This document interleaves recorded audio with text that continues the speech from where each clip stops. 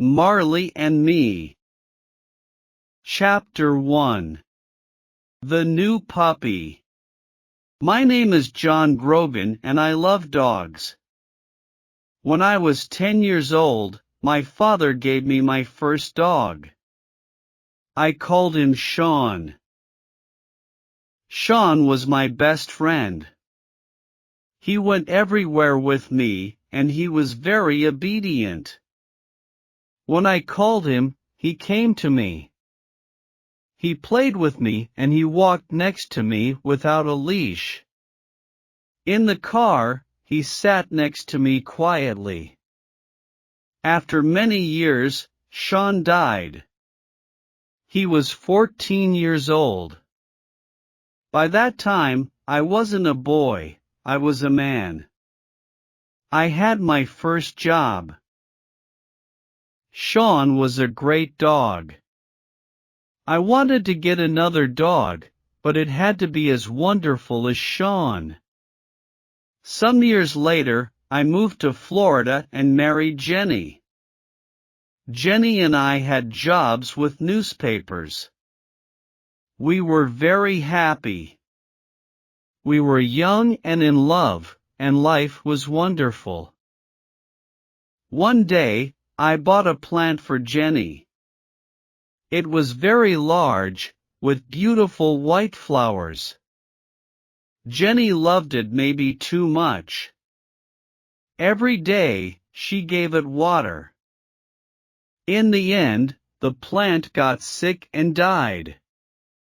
Some days later, I woke up early. Jenny wasn't in bed. I found her at the table with a newspaper. She had a red pen in her hand. "Jenny," I said, "what are you doing?" She showed me the newspaper. It was open at a page of ads. "Look at this, John," she said. I saw an ad with a big red line under it, "Beautiful Labrador puppies. 5 weeks old." "I can't forget about that plant," Jenny said. "Why couldn't I look after a plant? I only had to give it water, but I killed it." She looked sad, but then she smiled. "I can't look after a plant, but maybe I can look after a dog. And later, maybe I'll be ready for a baby." I thought about that. Jenny and I wanted to have children one day, but we loved dogs, too. Our little house was a good place for a dog. We lived near a park and near a beach. And the house had a big yard with lots of trees. "Okay," I said. I put my arms around Jenny. "Let's get a dog." So some days later, we drove to the address in the ad. The house was in the middle of some woods. A woman came to the door and there was a beautiful yellow Labrador with her. "I'm Lori," said the woman. "And this is Lily. She's the puppy's mother." "Where's the father?" I asked. "Oh," said Lori. "Sammy boy. He is. Oh, around here somewhere." Then she said quickly, "Do you want to see the puppies?" Lori took us into a room behind the kitchen. There were a lot of newspapers on the floor, and a large box by the wall. In the box were 9 yellow puppies. "Oh!" cried Jenny. "Aren't they beautiful?" We sat on the floor with the puppies. One little puppy really liked us. He climbed up our shirts and looked into our eyes. The puppies are $375 each, said Lori. But you can have that puppy for $350. I stood up and turned away from the puppies. Then I turned back quickly and shouted loudly. The other puppies ran away. But the little puppy ran to me and climbed over my shoes. That's our puppy, Jenny laughed. I held him in front of my face. I looked at him and he looked at me. He had very large brown eyes. I gave him to Jenny, and she held him, too. I think he likes us, I said. We paid Lori for him. Come back for him in 3 weeks, she said. He'll be 8 weeks old, so you can take him then. We thanked Lori and said goodbye. On our way to the car, I put my arm around Jenny. Isn't it wonderful? I said. We got our dog. Yes, she said. I can't wait to bring him home. Suddenly, we heard a loud noise in the woods. Something ran out of the trees, something large and yellow. It was a big Labrador. But this dog was very different from Lily. This dog was wild and dirty. It had a crazy look in its eyes. It ran quickly past us and around the back of the house. I think, I said slowly, that's Dad. Jenny and I tried to think of a name for our puppy, but each of us liked different names. One morning, we heard a song by Bob Marley, the Jamaican singer, on the radio. Bob Marley was dead, but people played his music everywhere in Florida. Jenny and I liked his music, too. Suddenly, at the same time, we shouted, Marley. That's it. I cried. That's his name. Marley. Jenny smiled. Some days later, Jenny's sister called her from Boston. We're visiting Disney World next week with the children, she said. Would you like to come with us? Jenny wanted to go to Disney World very much. But I won't be here when Marley comes home, she said. That's okay, I said. I'll go and get Marley. A week later, Jenny left for Orlando. That evening after work, I drove to Lori's house. Marley was a very large puppy now. He eats a lot, said Lori. Are you ready for your new home, Marley? I said. I used his name for the first time and it felt right. Marley sat next to me in the car. He tried to climb on me, but each time, he fell back on the floor. In the end, he climbed up and sat on me. He wagged his tail happily. When we got home, I took off his leash. Marley began to sniff. He went around the house and sniffed everything. Then he sat back and looked at me with his large brown eyes. I could read Marley's thoughts. This place is great. But where are my brothers and sisters? I took Marley to the garage, next to the house. It was a warm, dry room. Marley, I said. This is your room now. I put some newspapers down on the floor. I put some playthings down, too. Then I put some water in a bowl and made a bed from a large box. You're going to sleep here, I said. I put Marley into the box. He looked sadly up at me. I went back into the house and closed the door. I stood and listened. I could hear nothing. Then I heard a cry and then another cry. The cries got louder and louder. When I opened the door again, Marley stopped crying. I petted him for some time. Then I left again and closed the door. Marley started to cry again. I was very tired, so I went to my bedroom. My bedroom wasn't near the garage, but I could hear Marley's cries. I felt sorry for him. His family wasn't there. After I got into bed, I listened to Marley's cries for half an hour. Then I got up and went back to the garage. Marley stopped crying and wagged his tail. I carried his box into my bedroom and put it on the floor next to my bed. Then I got into bed and put my hand down into the box.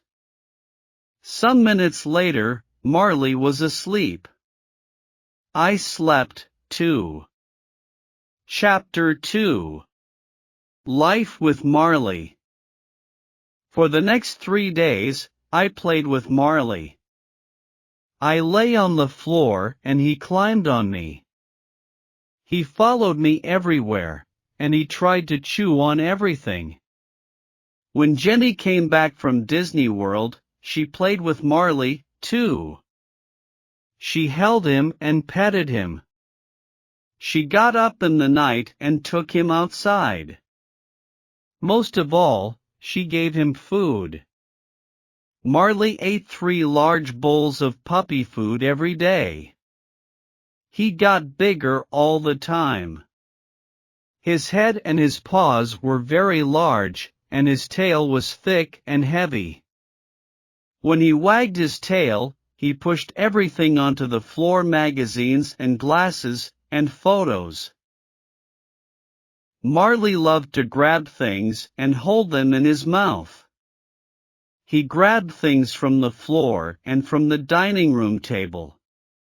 He grabbed shoes, pens, bottle tops, and many other things. "All right, what have you got this time?" I asked.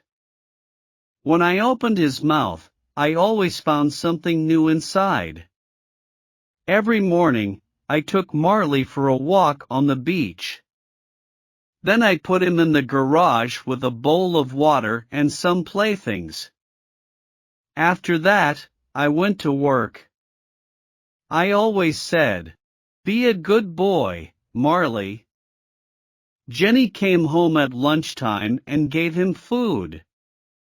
In the evenings, we took Marley down to the beach again. But our walks weren't easy. Marley ran in front of us and pulled on his leash. We pulled him back, then he pulled us again.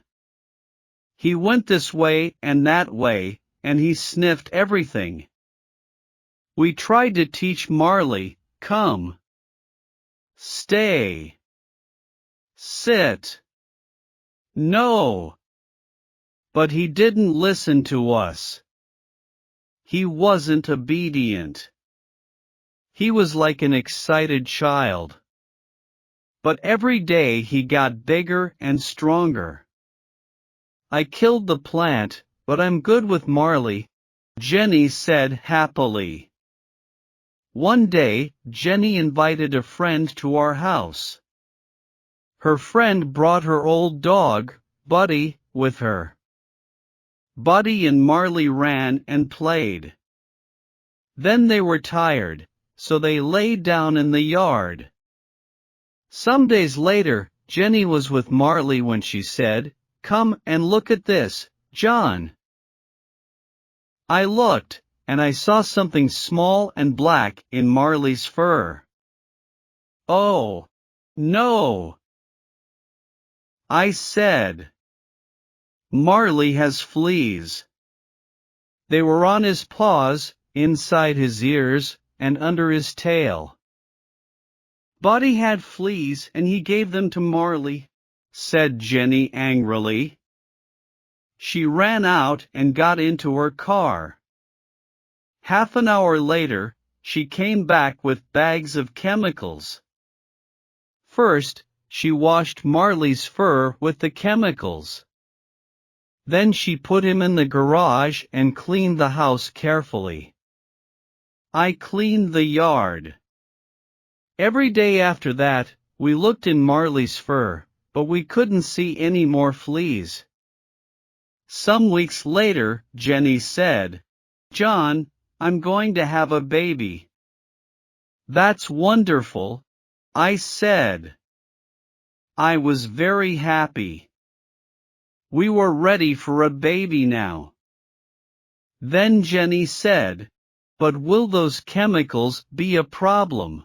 "What chemicals?" I asked. "What do you mean? Don't you remember I used very strong chemicals when Marley had fleas?" "They can't be good for a baby," she said.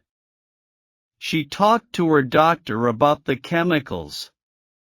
"It's all right, Jenny," he said. "Everything will be okay." Jenny got up early every day and took Marley for a walk.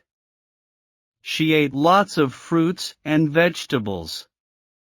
After 10 weeks, she and I saw the doctor again. "Would you like to see your baby?" he asked. "Yes, please," we said. We felt very excited. The doctor took us into a room at the back and Jenny lay down. He moved something over Jenny. On a machine next to him, we could see something like a small gray bag. But we couldn't see a baby inside. "Is there anything in there?" asked Jenny. After a time, the doctor said quietly, "I'm very sorry, Jenny. Your baby's dead." I felt sick. I sat and held Jenny's hand. We didn't say anything for a long time. When the doctor left, I put my arms around my wife. Later, I took her home. She was very quiet in the car. Her eyes were red, but she didn't cry. Back home, Jenny went into the dining room and sat down quietly on a chair. I got Marley from the garage. He was very excited. He jumped up and wagged his tail. He wanted to play. "Not today, Marley," I said sadly. Marley ran into the yard. He came back into the house and drank water from his bowl. Then he ran into the dining room and I followed him. But at the door of the dining room, I stopped. I saw a wonderful thing. Marley stood quietly in front of Jenny with his tail between his legs. He put his big head on her legs. He looked at her with his large eyes and made small cries. Marley understands, I thought. Jenny petted his head and put her face in his fur. Then, suddenly, she began to cry. I went to them and put my arms around them. The three of us stayed there for a long time, Jenny, Marley, and me. Chapter 3. The Obedience Class.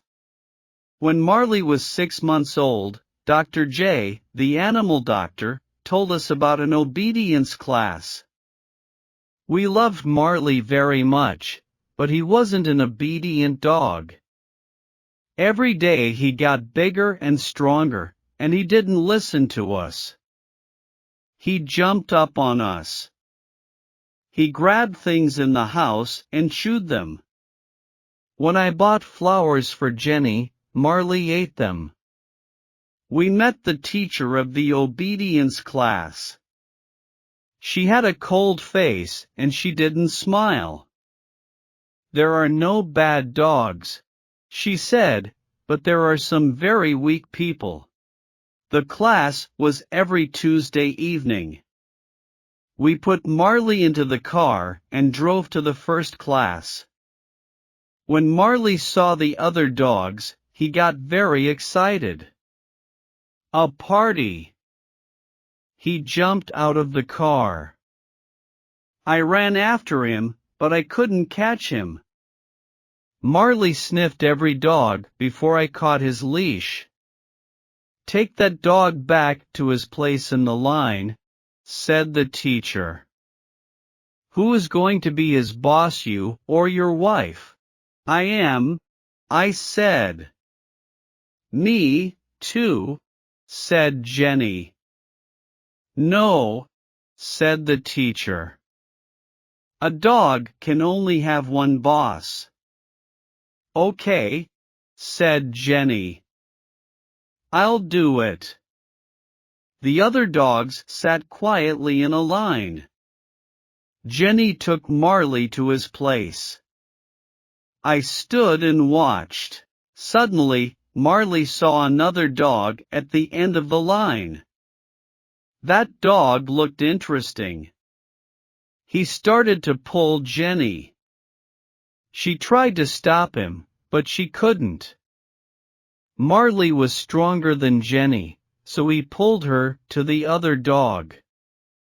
Then he sniffed around it. "That dog thinks he's the boss," said the teacher coldly. She started to teach the class sit and down. Sit, Jenny told Marley. But Marley didn't want to sit. He jumped up and put his paws on Jenny. After the class, the teacher said, "You have to be strong with that animal. You're the boss. Show him that." When we got home, Jenny said, "You can take Marley to the class next week." The next Tuesday, Marley and I went back to the class. Jenny stayed at home. In the car, I said to Marley, "I'm the boss." "You're not the boss, I'm the boss. Do you understand?" But Marley only looked at me and wagged his tail. Then he tried to chew my hands. In this lesson, the dogs had to walk quietly next to us. It was a very important lesson for Marley. When he went for a walk with Jenny and me, he always pulled us. The teacher gave us chains. "Put the chain over your dog's head," she said. "When he pulls you, pull him back with it. It will hurt him, so he'll stop pulling." I tried to put the chain over Marley's head, but Marley, of course, got very excited. A new game. He grabbed the chain with his teeth. I tried again, but each time, Marley grabbed it. In the end, I got the chain over Marley's head and started to walk with him. When Marley pulled in front of me, I pulled him back with the chain. But then he pulled away again. "Here," said the teacher. "I'll show you." She took Marley's leash and started to walk with him. Marley pulled the chain, and the teacher pulled him back. But then Marley pulled the chain again. This new game was great. Then Marley saw me. He started to run to me and he pulled the teacher after him. Marley was bigger and stronger than the teacher, so she couldn't stop him. She was very angry. After class, the teacher said, "Your dog isn't ready for this class. He's too young. You can bring him back in 6 or 8 months. Are you telling us that we have to leave the class?" I said. "That's right," she said. "You have to leave." Because Marley couldn't go back to the class, I started to teach him at home, but it was difficult. Marley wasn't a fast learner.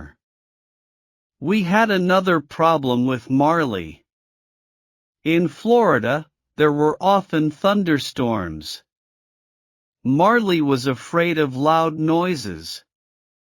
He went crazy in a storm. He broke things and made everything dirty. After each storm, Marley quickly forgot about it. He was happy again and wanted to play. But in the next storm, the same thing happened. He was afraid, so he went crazy again. We talked to Dr. J about the problem. Dr. J was young and he understood dogs very well. "What can we do?" we asked. "When Marley gets crazy, he breaks things. One day, he'll get hurt in a storm." "Marley is 7 months old," said Dr. J. "I'll neuter him. Then he won't get so excited. He'll be a quieter, happier dog." I thought about that. "Oh," I said. "I don't really know." "Yes," said Jenny. "That's a great idea. Bring Marley here on your way to work," said Dr. J. "It doesn't take long. He'll be ready by the afternoon. You can get him again on your way home." A week later, we took Marley to Dr. J. Marley ran from the house and jumped into the car. He was very happy. He loved to go out with Jenny and me, his 2 best friends. Jenny drove and I sat next to her with Marley. He pushed at the window with his nose. He wanted to sniff outside the car. I opened the window and Marley put his nose outside. "I feel sorry for Marley," I said to Jenny. Then I looked at him. His front paws were out of the window. "John," said Jenny, "what's Marley doing? Please be careful." "He's fine," I said. "He only wants to put his head outside." Marley put his head out of the window. Then suddenly, he pushed his front legs out, too. He tried to jump down on the road. But the road was very busy with cars. "John!" shouted Jenny. "Hold him!" Jenny tried to stop the car, but she couldn't. The other cars drove around us very fast. It was very dangerous. Now Marley's front paws were down on the road. He ran next to the car. I grabbed him by his tail and Jenny stopped the car. "Now what?" I shouted. I couldn't pull Marley back into the car. I couldn't open the door. I couldn't get my other arm out. And there were cars all around us. The other drivers looked at us angrily. Jenny opened her door and got out of the car. She ran around it and grabbed Marley. I opened my door and got out, too. In the end, we got Marley back into the car. When we got to Dr. J's, I took Marley inside. He sniffed everywhere, then he pushed over a table with magazines on it. I gave Marley's leash to Dr. J. Please neuter him as quickly as possible, I said. Please. That evening, when I took Marley home, I saw a change in him. He wasn't excited and crazy. He moved quietly and slowly. Good, I thought. Chapter 4. Changes at Home. Jenny and I worked hard at our jobs. We also worked hard at home. So one evening I said, "Let's go on vacation, Jenny." The next day, I bought 2 airplane tickets. They were for a 3-week vacation in Ireland. "What are we going to do about Marley?" asked Jenny. "We can leave him in the house," I said. "Somebody can stay here with him." "Marley is a difficult dog," said Jenny. "That person will have to be kind but also strong. He or she will have to be his boss." "I know," I said. Then I had an idea. Kathy loves animals. Kathy worked in my office. The next day, I asked her and she said yes. Before she arrived, I wrote some notes for her about Marley. There were 6 pages of notes. I showed them to Jenny. "Did I forget anything?" I asked. Jenny read the notes, then she said, "You can't tell Kathy all that. She won't want to stay with Marley." But when Kathy read the notes, she smiled. "Marley and I will be fine," she said. "Have a great vacation." Jenny and I had a wonderful vacation in Ireland. The weather was fine and warm. We drove on small country roads and walked by the ocean. At night, we stayed in the houses of Irish families. We forgot about our jobs in Florida. When we arrived home, Marley ran outside to us. Kathy stood at the door. She looked very tired. Her bag was next to her. "I'm sorry," she said, "but Marley broke a lot of things in the house. He wasn't obedient and he didn't listen to me." We thanked Kathy, but she wanted to leave very quickly. I turned to Marley.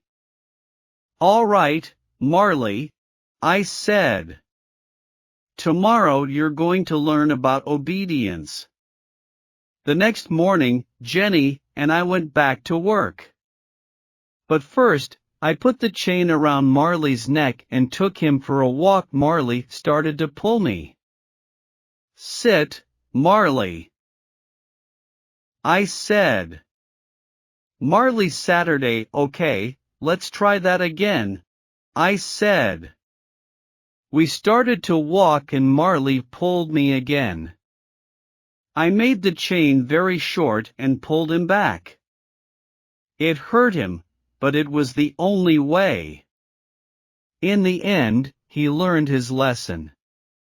He walked next to me and didn't pull me.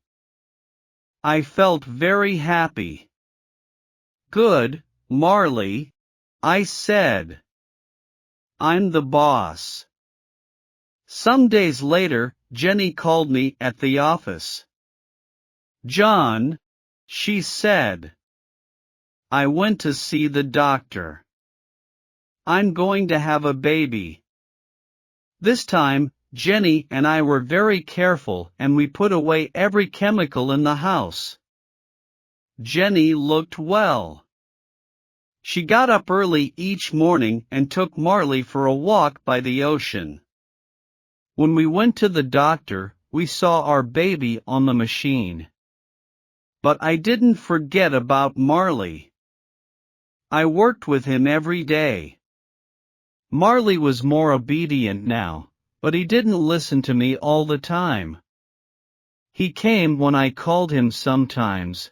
In our yard, we had a fruit tree. Marley loved eating fruit, but it went through him quickly. His poop was everywhere in the yard. He ate a lot of other things, too. These went through him and came out in his poop toys, pens, and bottle tops. I bought Jenny a beautiful chain for her birthday. She loved it and she put it around her neck. But some hours later she cried, "My chain. Where is it? Maybe I didn't put it on right." "We didn't go outside," I said. "So it's here in the house." Suddenly Jenny said, "What's that in Marley's mouth?" I saw the end of a thin chain. "Oh, no!"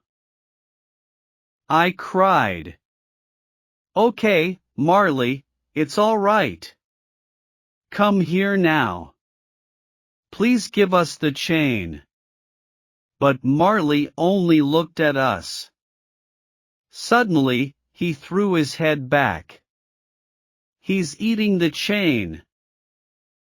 cried Jenny. I opened his mouth and pushed my hand down.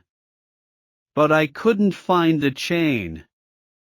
"We'll have to wait," I said.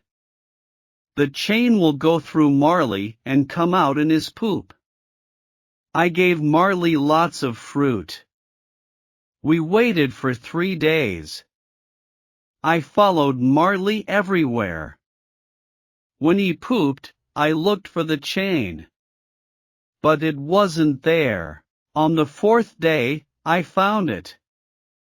After I washed it, it was very clean. It had a beautiful shine. "That's wonderful," Jenny said.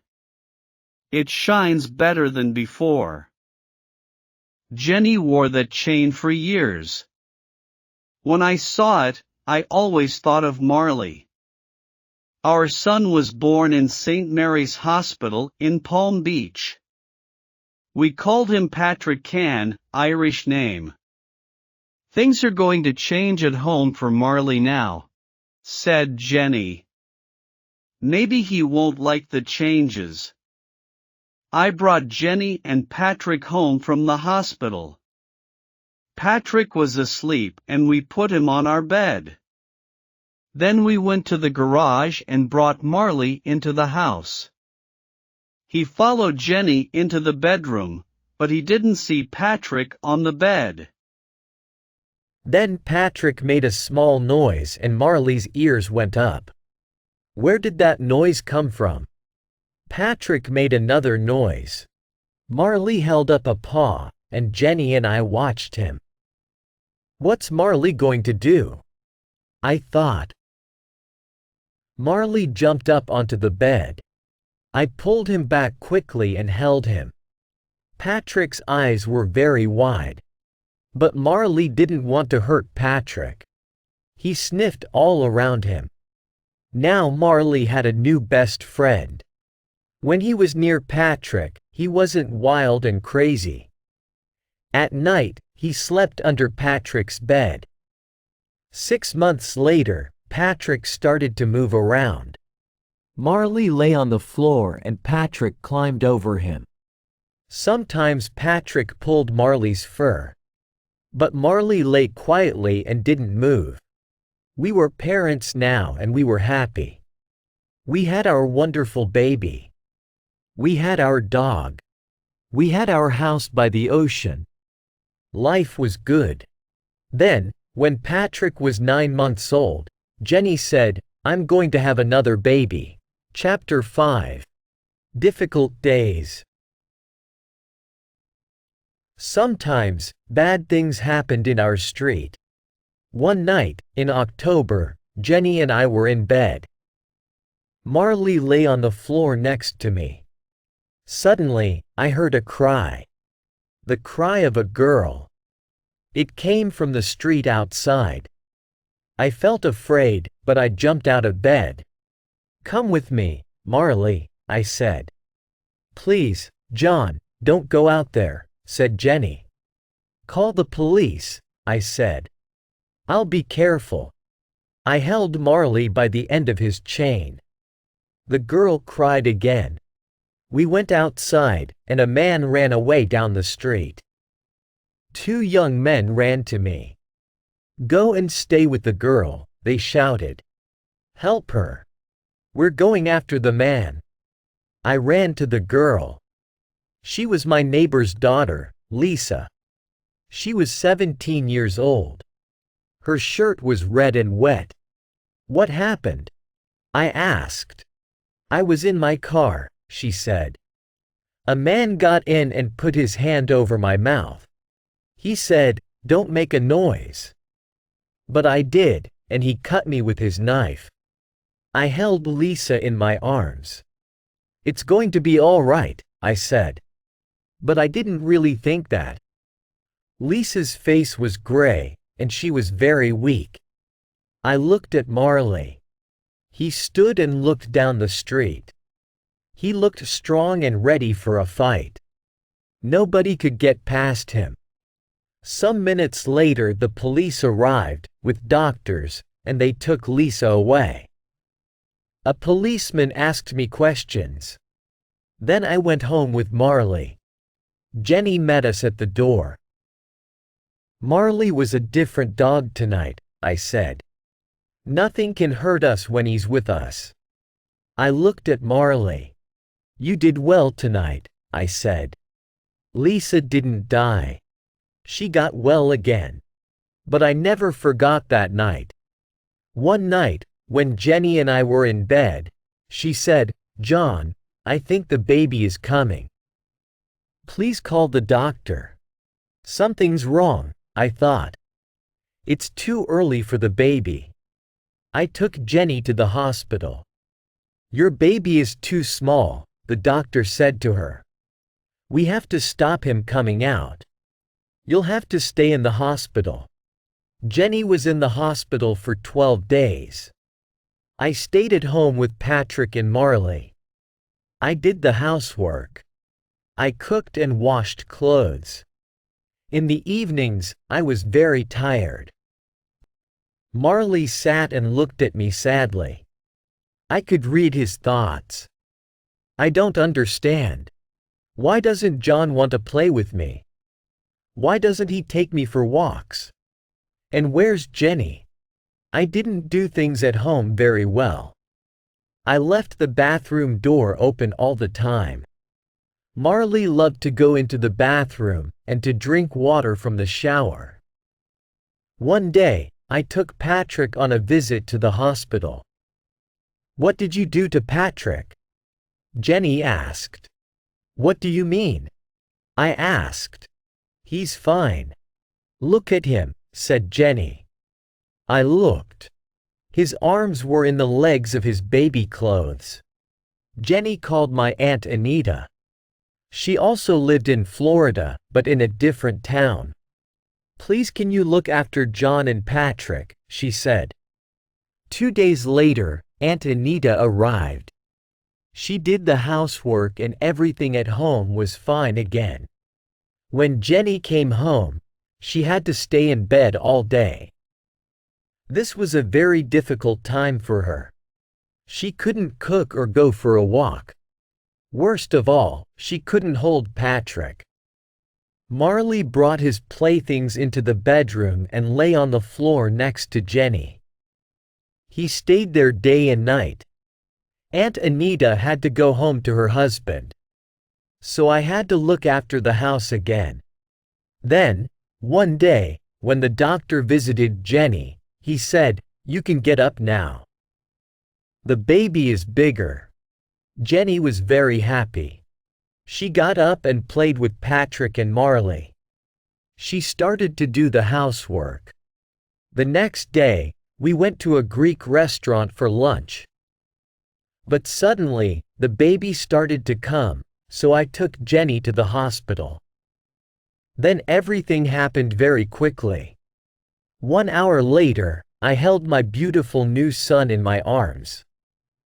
Jenny and I had 2 sons now, Patrick and Connor. One was 17 months old, and one was a baby. We were very happy with our sons, but we were tired all the time. The babies woke us every night.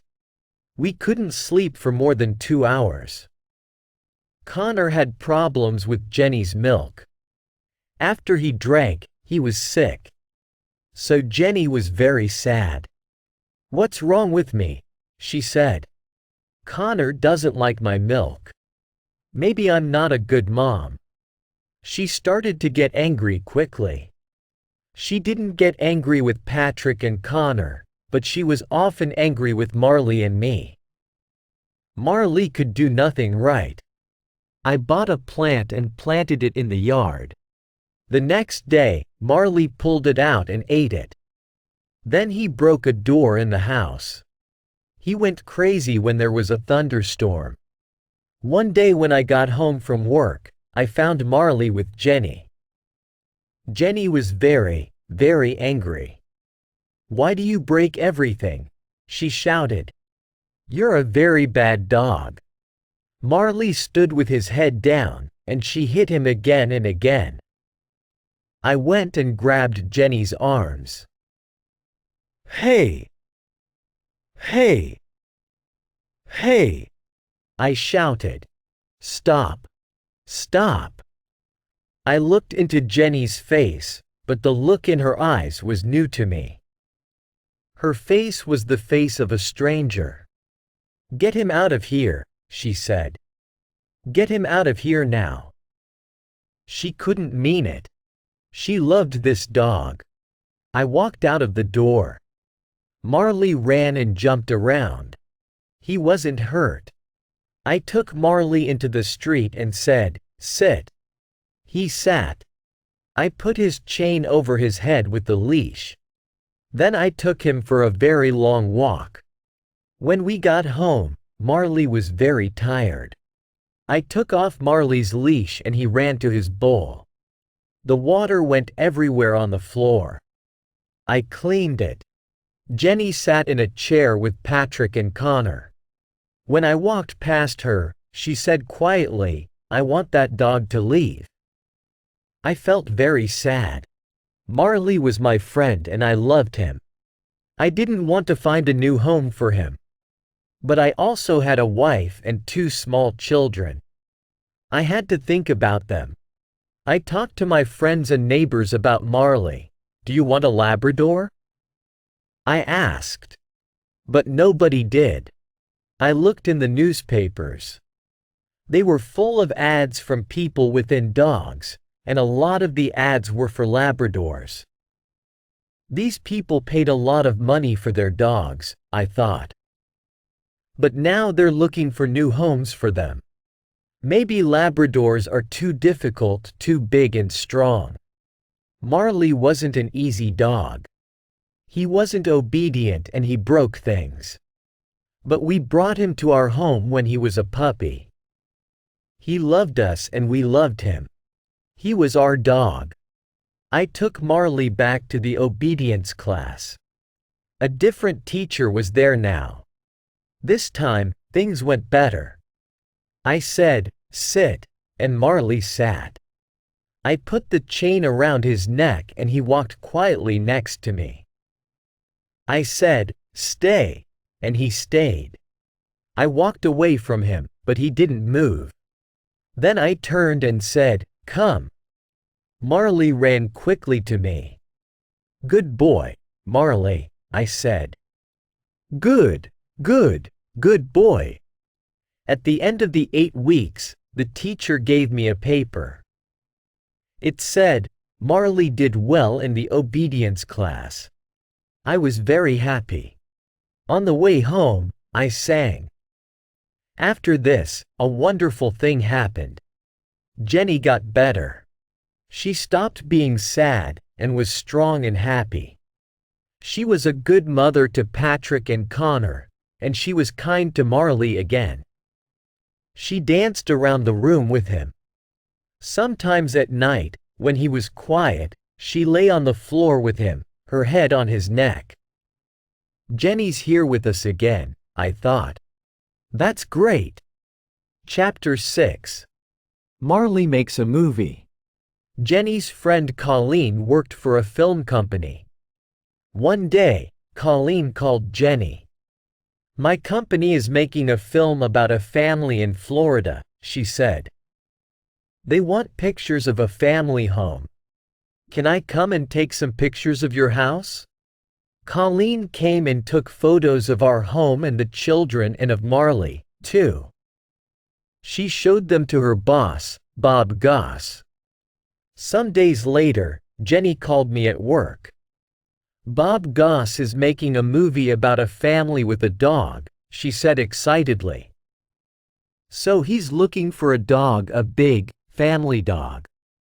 He saw Colleen's photos and he's interested in Marley. Really? I said. You mean Marley? Our Marley? The next day, Colleen came to our house and took Marley to her boss. 2 hours later, she brought him back again. Marley was great, she said. Everybody loved him. Some days later, the company started filming. Bring Marley to the Gulfstream Hotel at 9 o'clock, Bob Goss told us. We put the children and Marley into the car and drove to the hotel. A lot of people stood outside. The police were there, too. One of the policemen looked inside the car. He saw Jenny, 2 small children, and a large dog. You can't come this way, he said. You have to turn back. But we're with the film company, I said. Our dog is in the movie. Really? The police officer said. Then he looked at a paper in his hand. You have the dog? Marley's name was on the paper. I have the dog, I said. Marley the dog. Oh, said the policeman. He turned to another policeman and shouted, he has the dog. Marley the dog. Then he turned to us again. You can come in, he said. I felt very important. Marley was famous. The cameramen started to film Marley. But Marley wasn't obedient. He ran and jumped. He chewed through his leash. Cut! Cut! Cut! Shouted Bob Goss. At the end of the day, we took Marley home. Marley, I said sadly, you're not going to be famous. But the next day, the film company called again. Please bring Marley back here, they said. When we got back to the hotel, Bob Goss said, on film, Marley was great. Marley had a very good time with the people in the film company. Everybody played with him. After 4 days, the cameraman stopped filming. Call us after 8 months, said Bob Goss. The movie will be ready then. After 8 months, we called the company. The name of the movie was The Last Home Run, but we couldn't learn anything about it. I called the company again and again. 2 years later, I was in a store and there were a lot of movies on the shelves. Suddenly, I saw The Last Home Run. Marley's movie. I bought it and took it home. Come and watch this. I shouted to Jenny and the children. We saw Marley in the movie. He was only there for 2 minutes, but it was very exciting. We all laughed and cried. We're famous, shouted Patrick. Marley's name came at the end of the film. In big letters, it said, Marley the dog. Sometime later, we said goodbye to our home in West Palm Beach. The place got more and more dangerous, and our house was too small for 2 children and a large dog. So we moved to a bigger house in another city, Boca Raton. A lot of rich people lived in Boca Raton. They had expensive cars, big houses, and beautiful clothes. There were many good things about our new house. Near the house was a small park.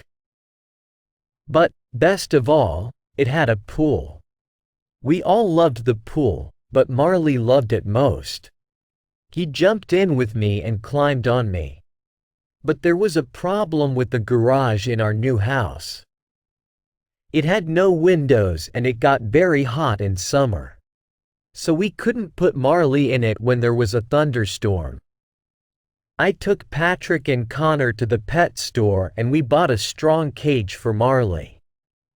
We put it next to the washing machine. I put some food in the cage. "Come here, Marley," I called. Marley went inside and I closed the door of the cage after him. He lay down on the floor and chewed his food happily. "This is going to be your new home when we're away," I said. That evening, we went out for dinner. Before we left, I opened the door of the cage. Marley walked inside and I closed the door. "Be a good boy, Marley," I said. We had dinner in a restaurant, then we went for a walk. "This is great," said Jenny. "We can forget about Marley.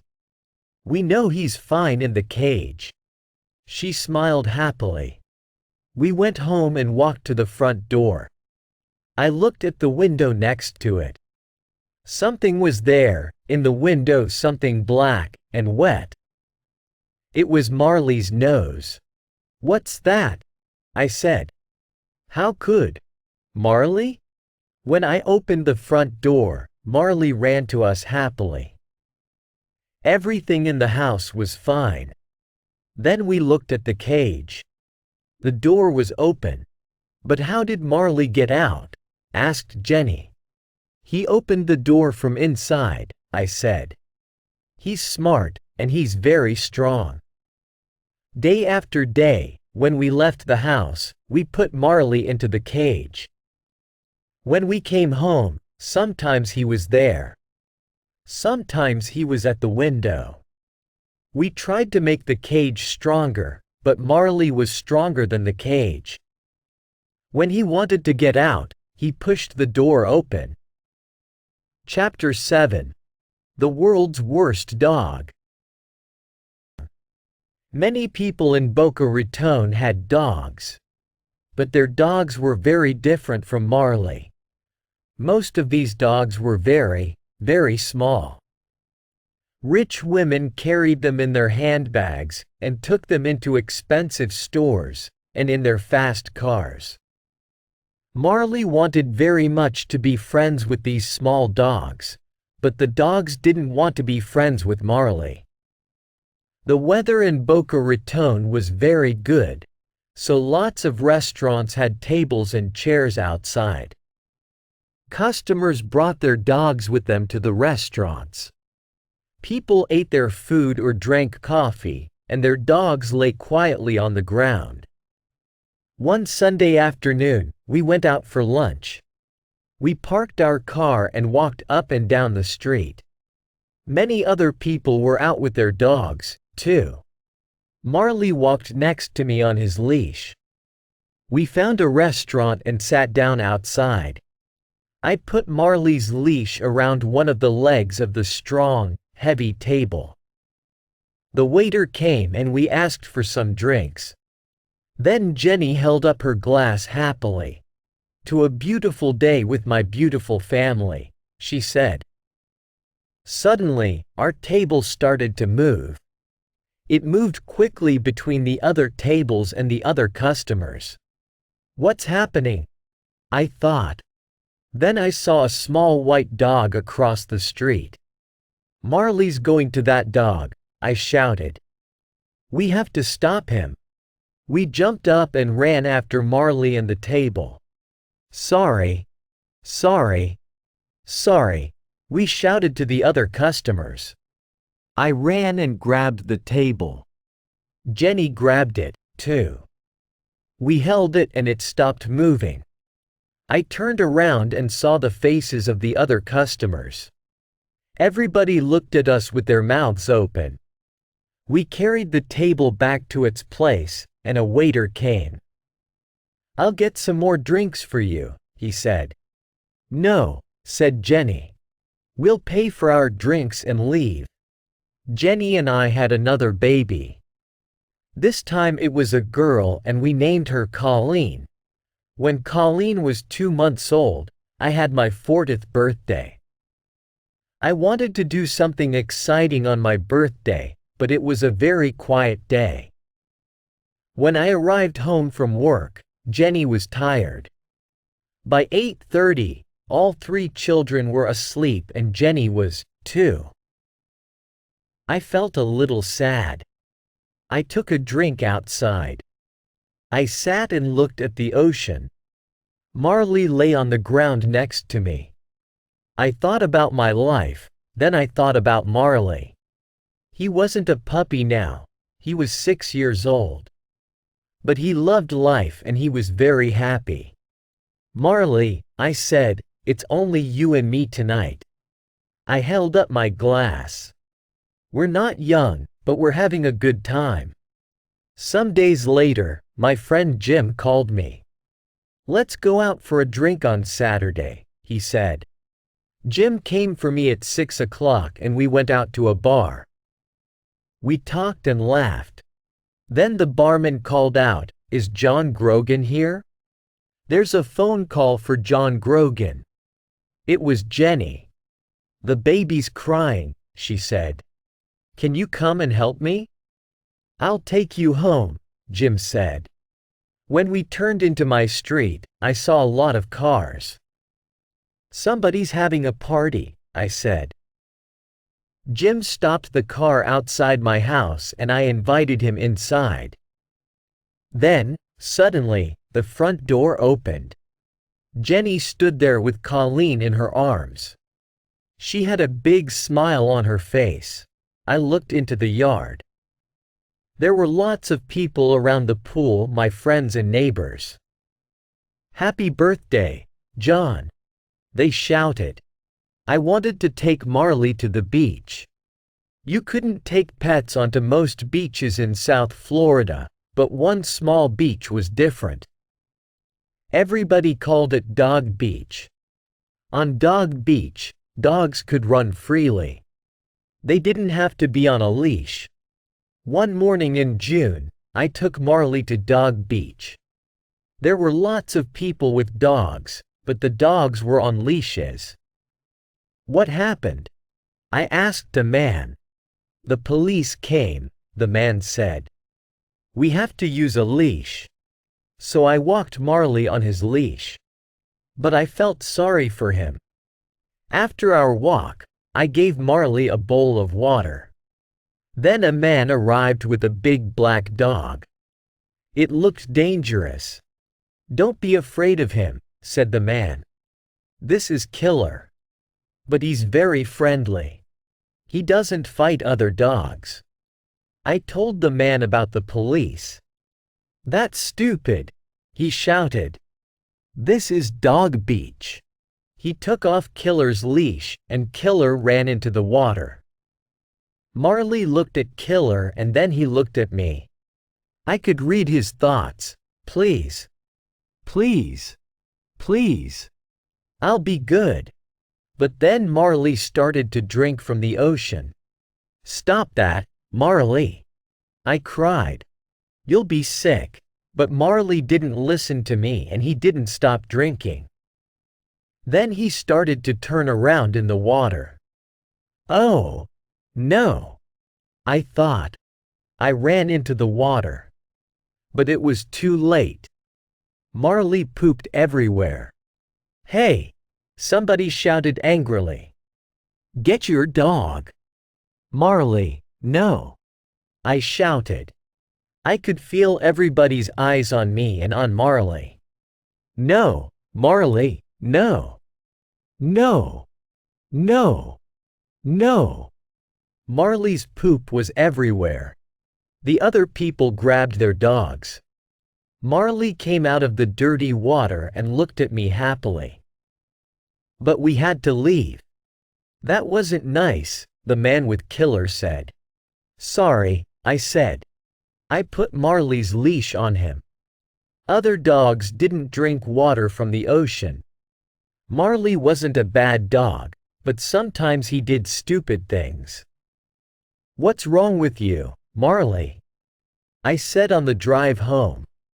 "Sometimes you're the worst dog in the world."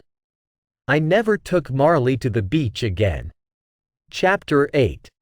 We move north.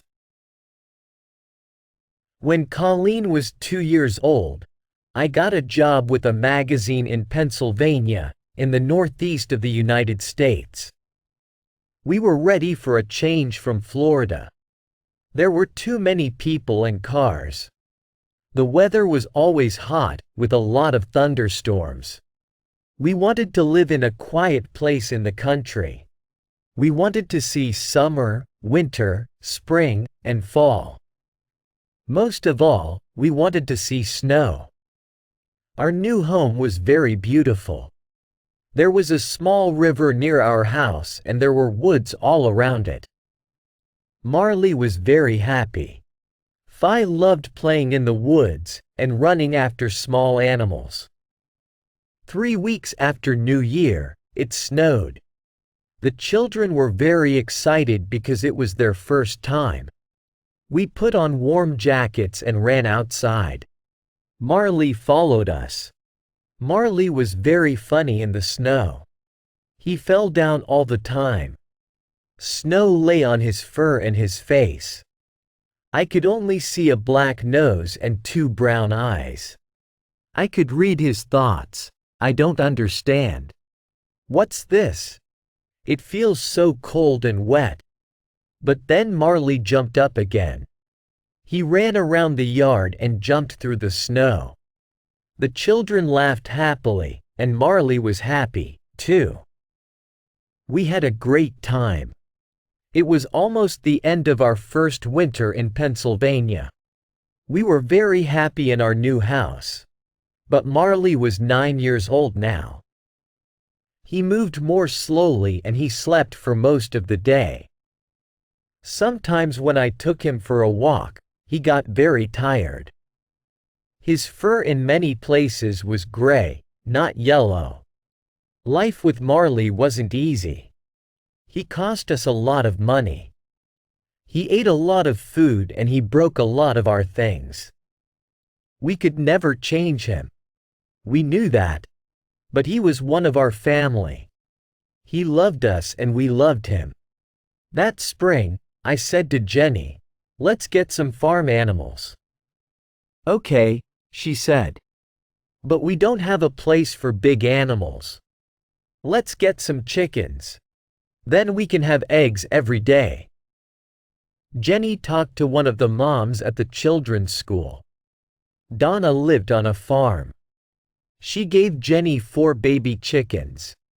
The chickens lived in a box in the kitchen. They ate and pooped. Then they ate some more and they got bigger. One morning, I woke up early when I heard a call from downstairs. "Cock-a-doodle-doo." I woke Jenny up and asked, "What's that noise?" "Oh," she said. "I don't know." She turned over and slept. Every morning, the chickens made a lot of noise. Sometimes they made loud noises very near Marley. Marley was usually afraid of loud noises, but he didn't move away from the chickens. That's strange, I thought. Can't Marley hear the chickens? One afternoon when Marley was asleep in the kitchen, I walked up behind him. "Marley," I said. But Marley didn't move. "Marley." I said again. Nothing. Marley, I shouted. Marley turned. He stood up and wagged his tail. Oh, no, I thought. Marley can't hear. But Marley could hear some things. When we put food in his bowl, he always heard the sound of his dinner. He ran in from the next room. Marley was always hungry. He ate 4 big bowls of dog food every day, and he also ate our food. Labradors are big dogs, and Marley was a very large Labrador. But he never got fat. One day I came home from work early and I went into the kitchen. Marley was there.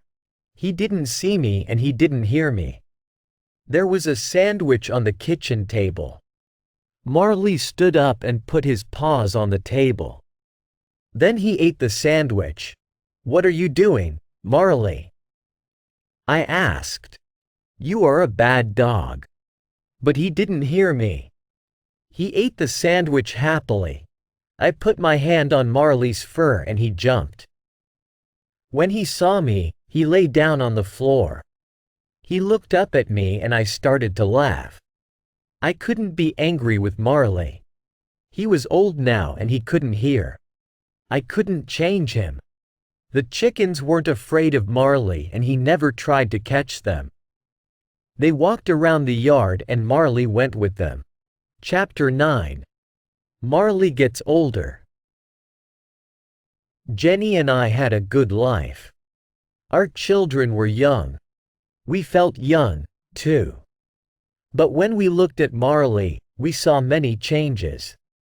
The years went past, and he was 12 years old. By this time, he couldn't hear anything. His fur was gray. His teeth were brown. Late one night, I took Marley outside for his walk before bed. It was winter and there was a cold rain. I went back into the house for my jacket. When I came out again, Marley wasn't there. I looked for him everywhere, but I couldn't find him. I went back inside. Then I walked upstairs and woke up Jenny. "I can't find Marley," I said.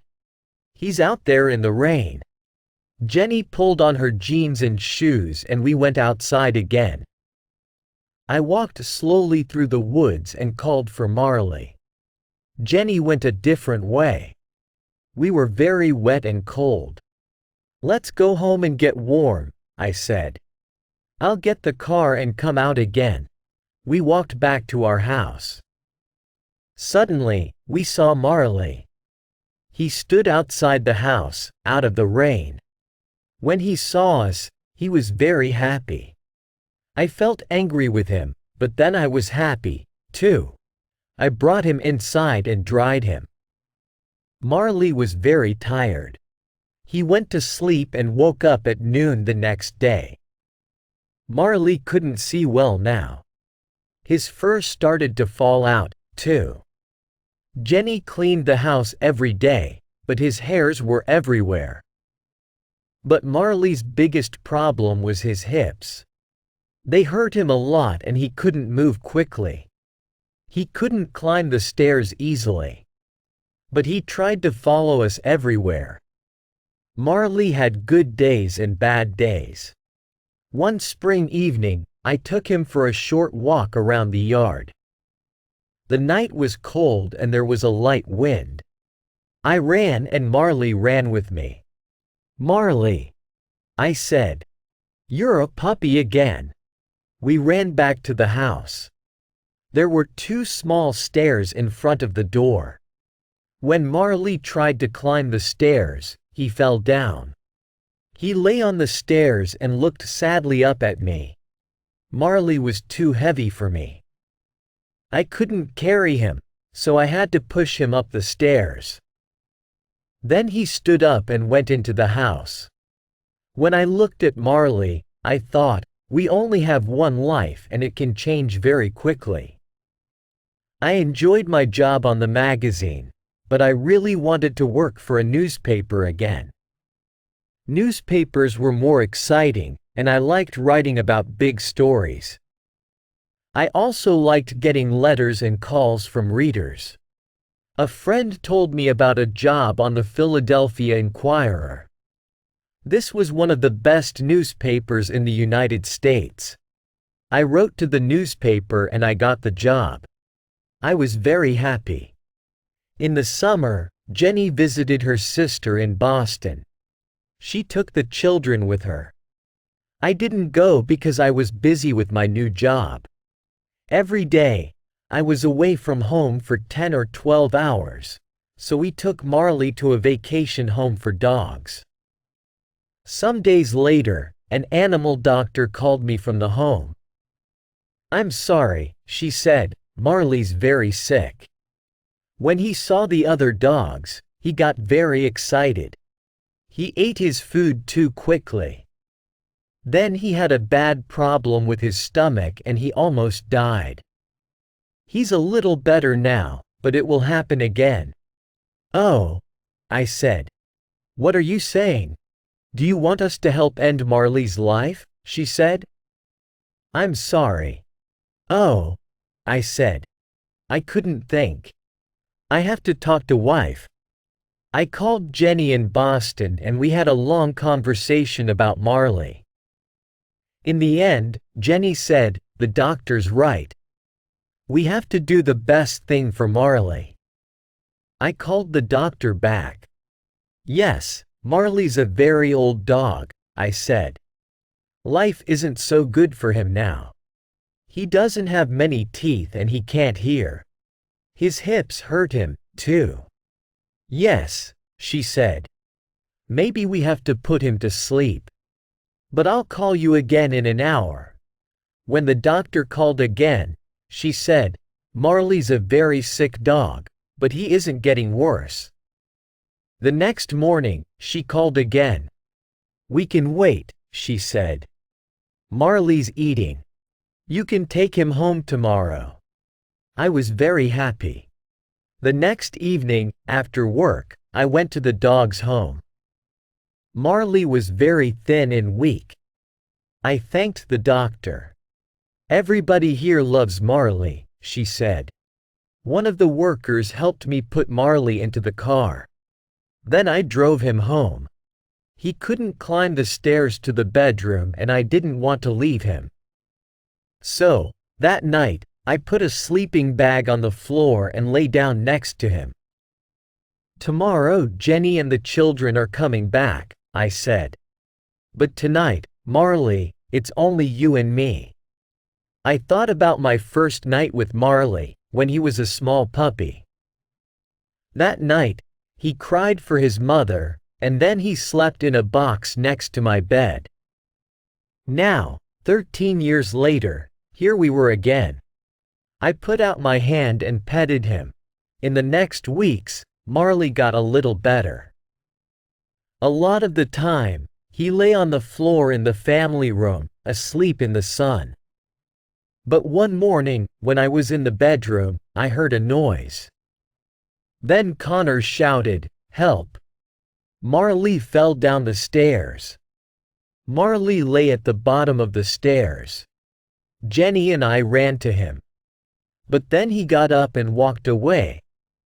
"Marley had a bad fall," I told the children. "But he's okay." But Marley was hurt.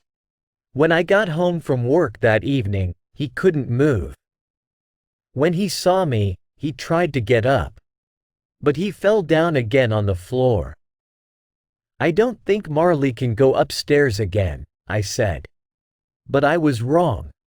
The next day, I was upstairs at my computer in my bedroom when I heard a sound.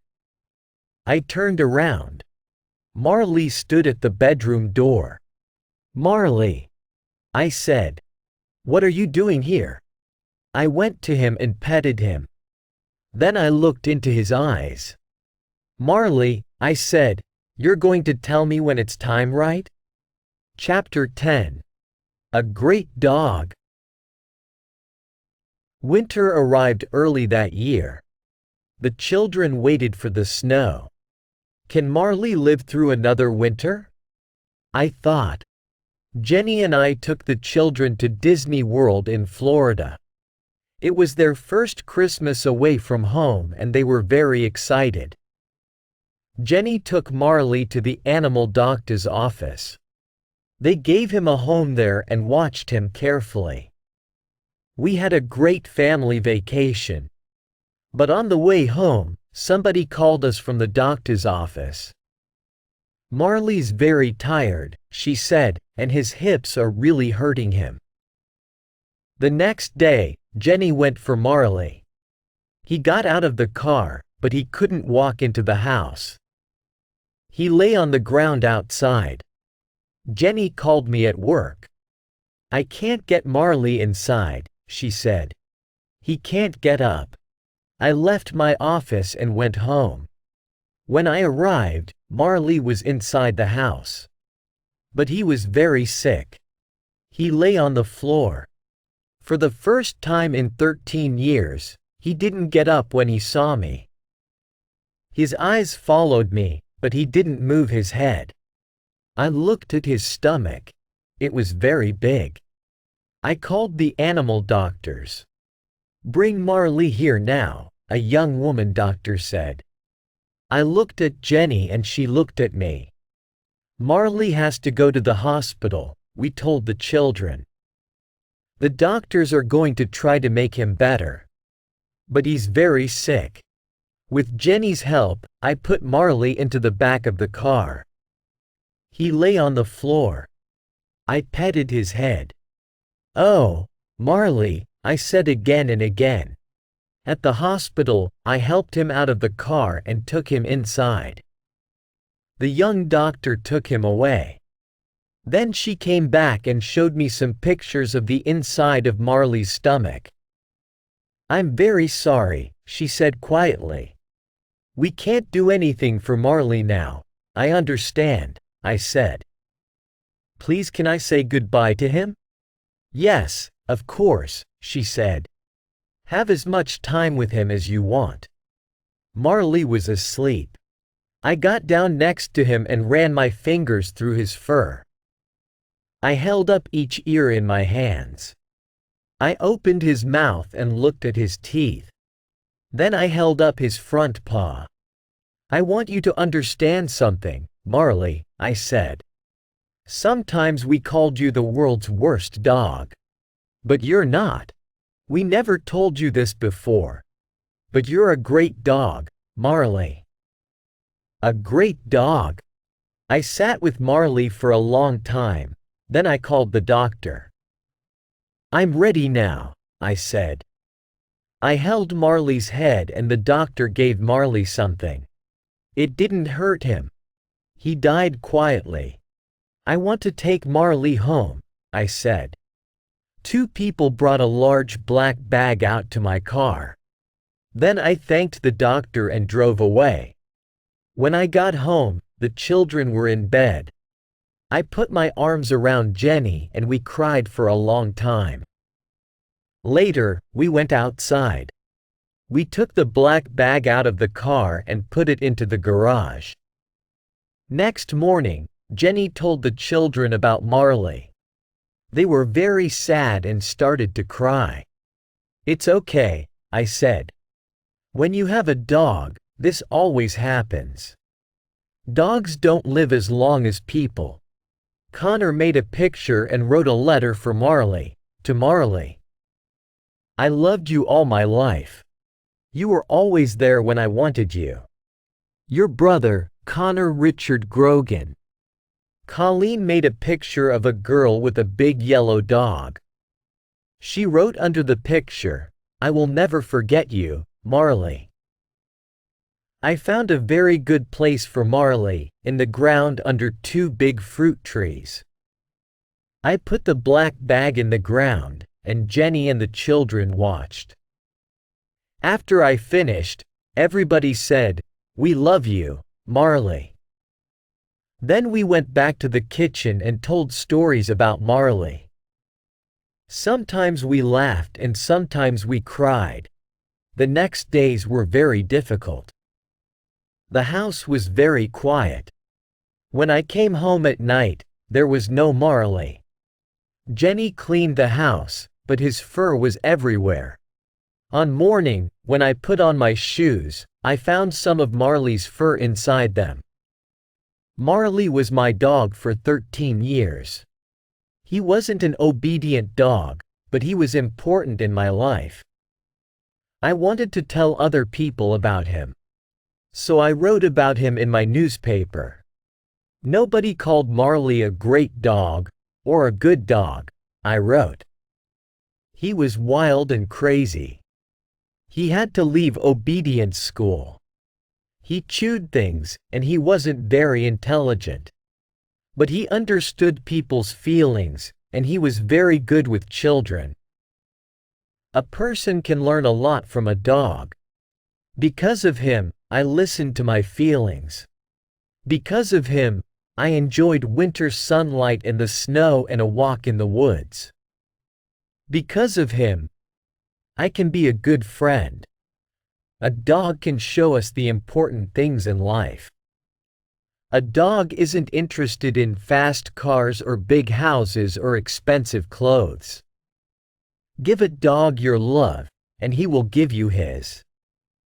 Many people read about Marley in the newspaper. Animal lovers called me and wrote to me. They wrote to me about their love for dogs. They wrote about their feelings when their dogs died. Many people wrote funny stories about their dogs. Some people wrote, Marley wasn't the worst dog in the world. My dog's the worst dog in the world. I began to feel better. I took the letters home and showed them to Jenny. She laughed, too. Winter came to an end and it was spring. Our yard was full of flowers. I didn't think about Marley all the time. When I thought about him, I usually remembered the happy days. In many ways, life without a dog was easier. The house and the yard were clean. We could enjoy going out to dinner. But something about our family wasn't right. One morning, Jenny showed me the newspaper. Look at this, she said. It was an ad for a dog. I saw a photo of a big yellow Labrador. I looked at the photo, then I looked again. That's Marley, I said. It isn't Marley, said Jenny. Look. Under the photo was the dog's name, Lucky. I read, I'm looking for a new home and a new family. I want a quiet home, because I'm a little wild.